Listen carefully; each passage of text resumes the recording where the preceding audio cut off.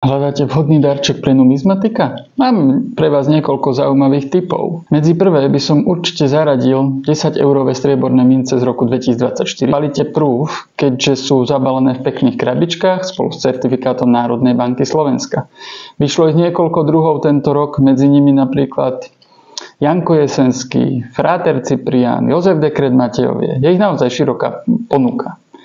Medzi ďalšie typy od nás patria určite strieborné československé mince, ktorých cenový horizont sa pohybuje od 15 do 30, možno 40 eur.